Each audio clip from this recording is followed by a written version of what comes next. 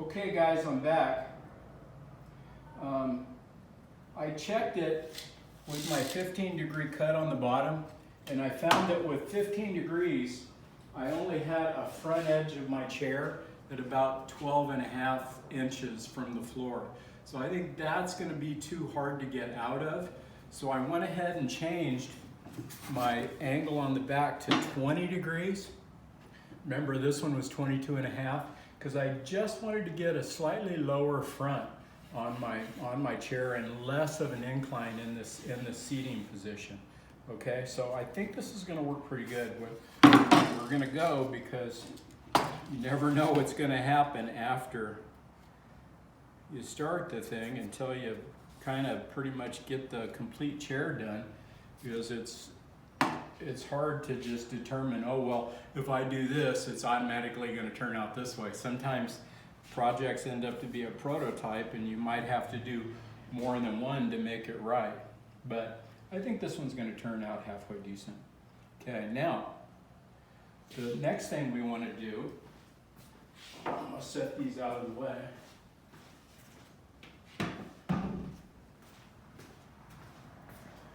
We've got our angle on the back at 20 degrees. We've got our front cut to accommodate our first three pieces. Now, if you notice right here, there's a little notch, or what's called a bird's mouth. And this little notch is what allows us to hold this back piece on. And this back piece, you know, supports our back, it supports our seat. So this back piece needs a notch to sit in. If it didn't have one, it could come loose and then slide, and then the chair would just fall apart. So we're better if we have that notch, then we can keep the entire project secure. So we're going to go ahead and make that notch. And our measurement from the back, let's see, is 16.5 from the back. And when I made this chair, I made this piece 38 inches. So I'm thinking if we make this cut still 16.5, that's going to make our front seat section shorter since I changed the measurement. So what we're going to want to do is on that notch, instead of 16.5, we're going to make it 14.5. And that should allow us the same amount of seating in the front as what we do on this chair, even if since we started with a shorter stringer. So I'm going to go ahead and measure up 14.5. And this is where you find out when you're kind of working with these things and designing whether or not they're going to work. I'm going to make a line straight down from there with my speed square.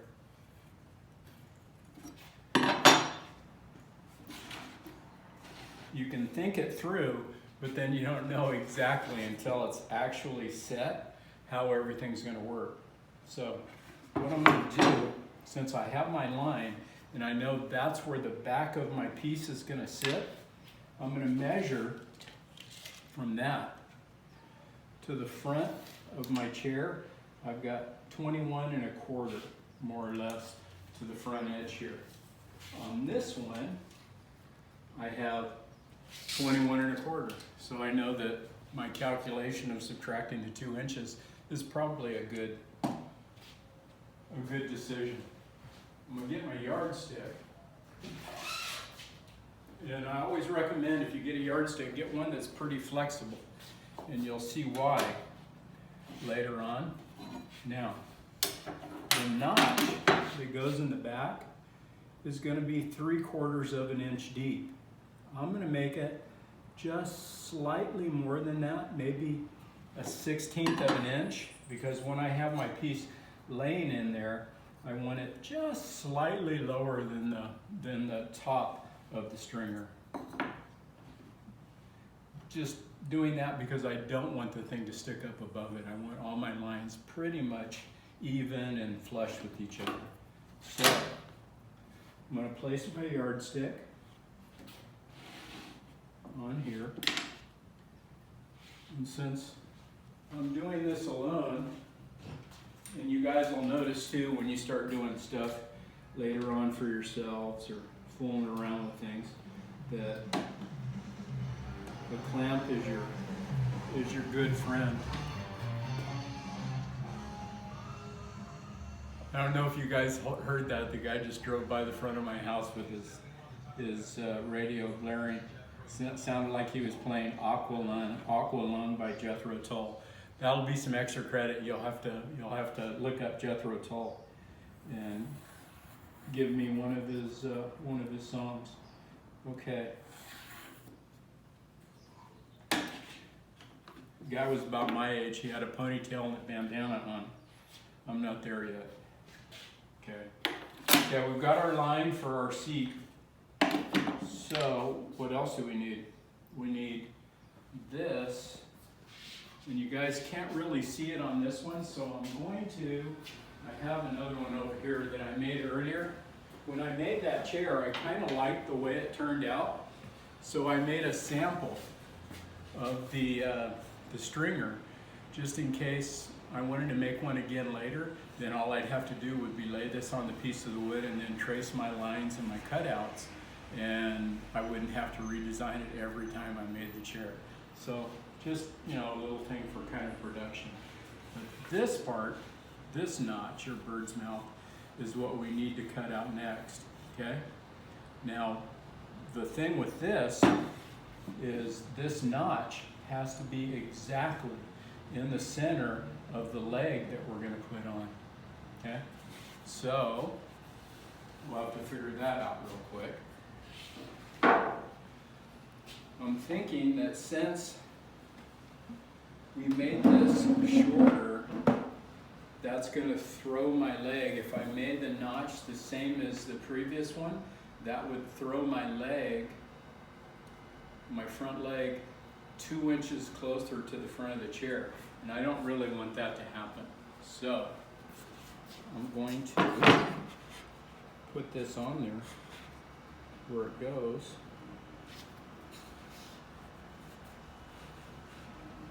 And since I made this thing 2 inches shorter, I'm kind of cheating right now. I should just show you guys how to line it up. And I'm curious as to whether or not this would work.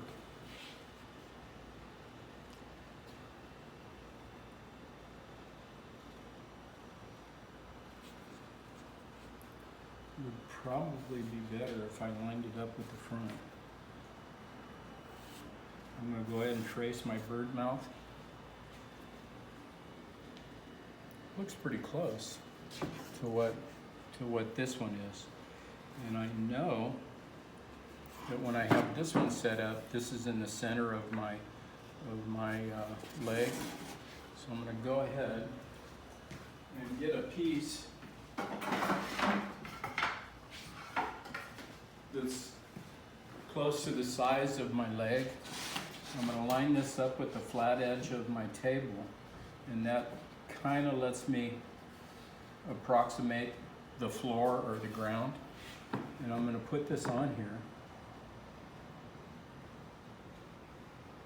And I can see that it looks pretty close. The way I'm going to determine it is I know that the back of this braced piece on my chair, this piece right here, is what fits flush against this after I cut it out. So I'm going to go ahead and measure, from there up, the wood's 3/4 of an inch.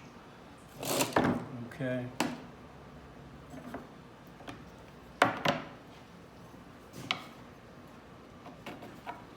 I'm going to set my bevel, because almost every angle that we do in this chair is going to approximate the angle on the back. And remember, the angle on the back was 20 degrees. Let me try speed square here again. That's not going to work that way. And the cool thing about these speed squares, if I have 20 degrees, I can set my square right where I want to put my piece of wood, and I can set on this side, it's got degrees, so I can set it on 20, hold it, and make my line. Now, this line and this line aren't parallel. And the reason for that is because when I made that original piece, remember I made my chair at 22.5 degrees. So I changed it to 20. Neighbors just went by. I changed it to 20. So I'm going to go ahead and put a piece of wood on my 20-degree line, just to make sure that I have the same angle here, 20 degrees, lined up with here at 20 degrees. Now, the reason I have to have that is because when I put this together, you can see how my lines look pretty much vertical. Okay, if I didn't use that angle, then this piece that I put in would be sideways or slanted. And I want that piece to be exactly straight, like you see right here in the bottom of the sample. You can see the piece goes directly across from leg to leg. Does that thing tell you how long we've been going? How long? 20 minutes? Okay. So we've got that. We could be ready to cut this out. I'm just going to final check to make sure that I'm not making any errors before I get started, because remember, I can only cut it once. If I don't cut it right the first time, then I'm kind of messed up. So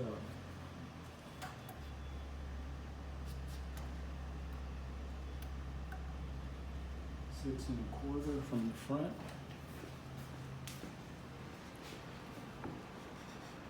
And if you can see the tape measure, it's 6 1/4. So pretty good with it right there. I can check that if I want. I can put my speed square under and kind of project it up, and I can see that the lines work out pretty good. And I'm going to set this thing on 20. I've got my saw set on 20 already because that's the angle that I cut the bottom on. So I'm going to go ahead and check it. Now, see, if I have it at 20, it automatically lines up with my lines, so I know that I pretty much have it at the right angle. So, because remember, every angle that we put in this thing has to match the angle that we started with on the base, which was 20 degrees. If we get it off, then later on when we put the back piece on and stuff like that, things won't line up, and then we're just annoyed. And I don't really want to be annoyed today, so I'm going to try to do it right the first time. Now, all I've got to do is cut out my bird's mouth here, and then my other one right here. You guys have all used the jigsaw in class. I've got one here in my bag of tricks. Yeah. You guys will recognize this saw when I bust it out. Notice that when I pull it out of the bag, the cord is pretty loose. I don't roll the cord up around the tool or anything like that, because that makes the cord roll into a small little tight coil, and your cord will get ruined if you do that habitually every time you put it up. So it's better to put it up wherever you're going to put it up, and especially if you've got a bag like that. DeWalt gives you a bag whenever you buy their tools, so it's kind of a convenient way to store them. This pulls back, the blade inserts, locks in place, and there's a little guide right here on rollers with a slot in the middle of it that holds the blade, okay? Now you guys remember on this particular saw, the key points, and whenever I say key or important, it means that there's probably going to be something about that on the questions that we do at the end of the project. So keep that in mind, make little notes as you see it.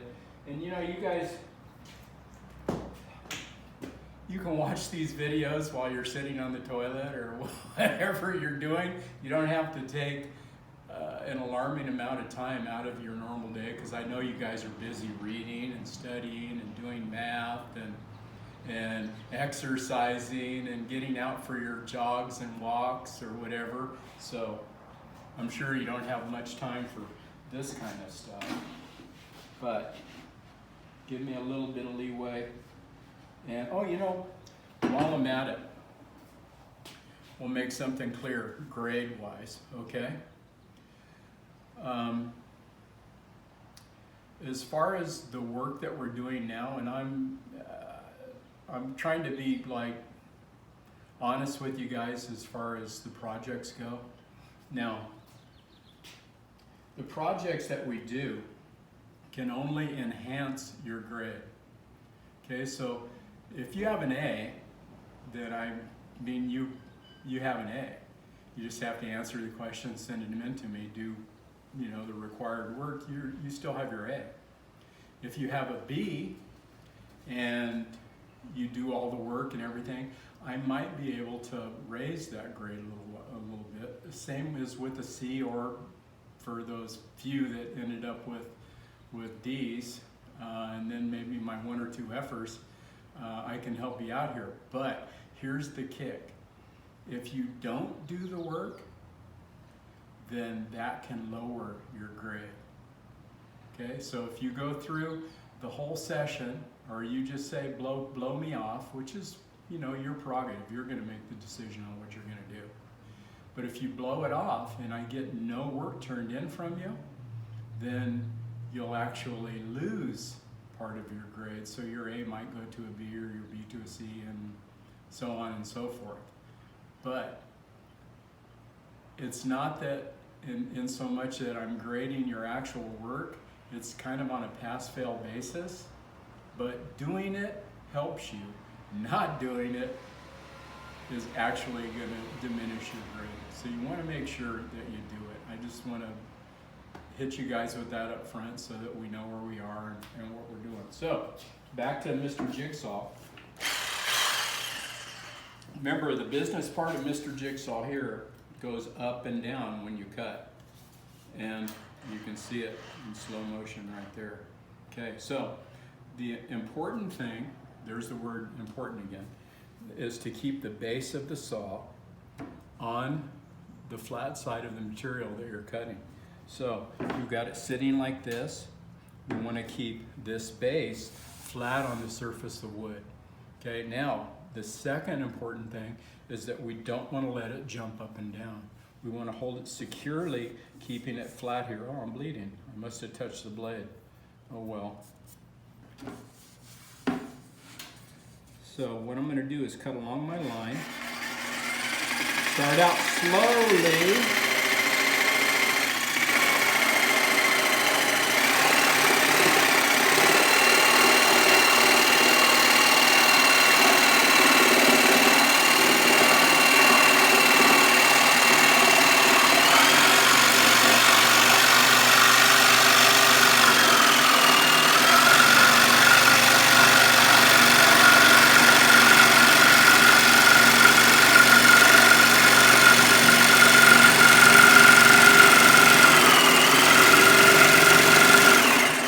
If you stop the saw, let the blade stop before you pick it up or move it or anything like that. Now you've noticed I've gone kind of slow making my cut. We're not in a race, and you want to let the tool do its work. You don't have to force it. All you have to do is hold it flat and hold it securely. Let the blade do the cutting. You don't have to do a lot of forcing of the machine.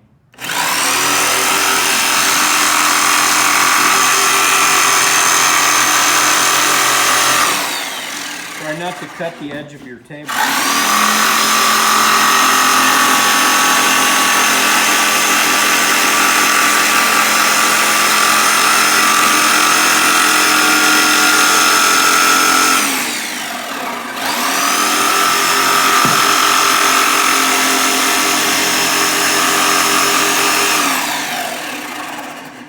I'm going to go ahead and move it to this side so that my piece is supported by the table and it's not going to fall out when I'm cutting.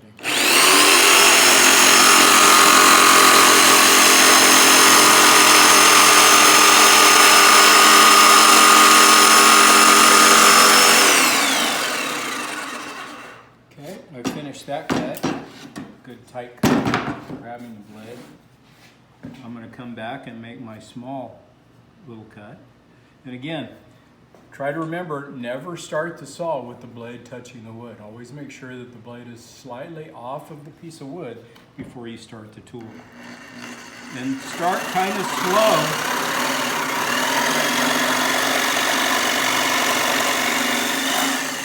Start kind of slow when you're making your cuts. Because if you start quickly, you might jerk and then your cut is not out right, but you can see it's pretty accurate as far as the line goes.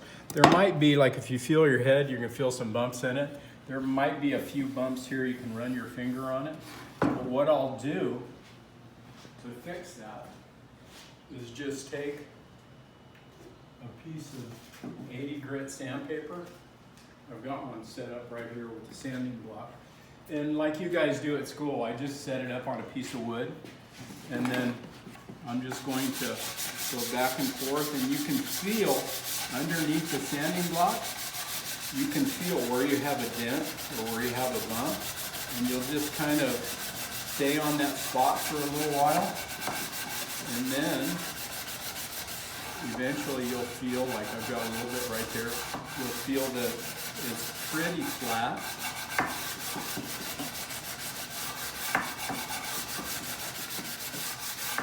And again, you don't have to sand to deformity, guys. Sometimes when you're sanding, I notice that you guys sand things to, they don't even look the same anymore after you get through sanding. So don't do that. Just sand a little bit. And then remember, always, we're always going to hit our edges because we don't want any sharp edges. And the reason we don't want sharp edges is because not just for splinters, but if you have sharp edges on your wood project, and especially when you come to places like this that are going to touch the floor, well, if you move it and you have a sharp edge, it's really easy to split or crack the wood. But if you've got a round edge, then when you move it, it doesn't have any friction, it doesn't catch on anything, and you don't end up chipping or messing up your project. So try to keep your edges pretty flat. Now, that's the stringer, okay? And we still need to cut the bird's mouth out here for our brace for the front. So I'm gonna go ahead and do that.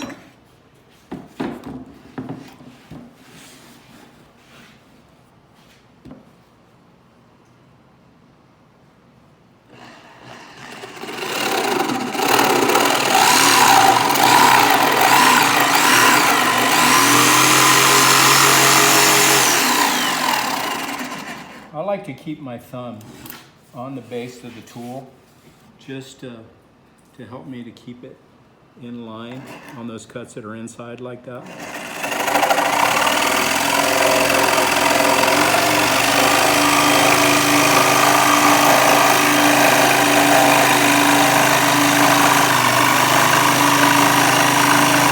If you notice, while I'm making my cut, since the sawdust kind of pops up from the blade, I try to blow it off as I'm going so that I can constantly see my line.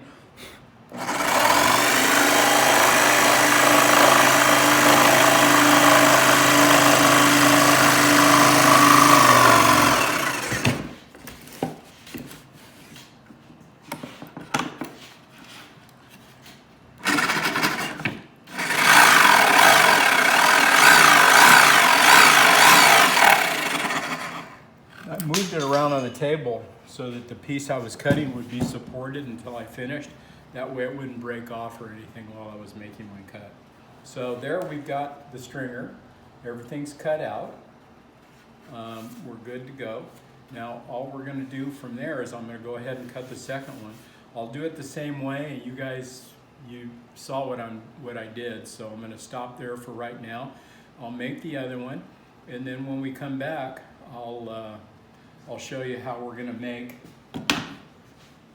the bottom support that goes from leg to leg, how we're going to make the legs themselves, and then you see this piece in the back has a radius that goes all the way across. I'll show you how to cut that radius. So for today, we're good. I'll post this and I will email you with a link to the YouTube account where you can find this, and you guys will be able to watch it and go back to it if you have any questions or whatever. It'll be really convenient for you when you go to answer the questions that I give you at the end of the project. So stay safe, have fun as much as you can with nowhere to go and nothing to do, but try maybe reading. That can help. Do your math homework. If you get a chance, tell Mr. Q I said hi, and stay busy. Okay, help your parents out too. See ya.